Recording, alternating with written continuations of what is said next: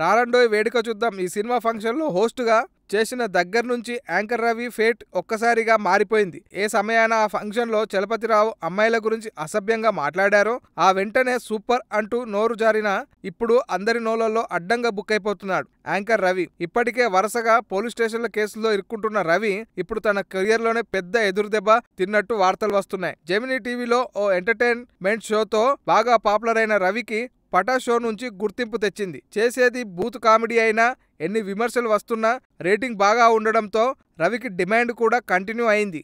కానీ రారండో వేడుక చూద్దాం షో తర్వాత రవిపై విమర్శలు పెరుగుతుండడంతో పటాస్ యూనిట్ కూడా అతని యాంకర్ను కొనసాగించడంపై ఆలోచనలో పడినట్టు వార్తలు వినిపిస్తున్నాయి. అక్కడితో ఆగకుండా రవిని పటాస్ నుంచి తీసేస్తారని కూడా నిర్ణయించుకున్నట్టు తెలుస్తుంది. ప్రస్తుతానికి ఈ వార్త కన్ఫర్మ్ కాకున్నా త్వరలో ఈ రిజల్ట్ స్క్రీన్ పైన కనిపించబోతున్నట్టు సమాచారం అందుతుంది. ఇదే కనుక జరిగితే ఇప్పుడిప్పుడే సినిమా ఇండస్ట్రీలో ఖర్చీఫ్ వేసుకుంటున్న రవికి అనుకోని తీర్చుకోలేని ఎదురు దెబ్బ తగిలినట్టే అని అభిప్రాయం కూడా అంతటా వినిపిస్తుంది. దీనిపై రవి ఏమంటాడో చూడాలి.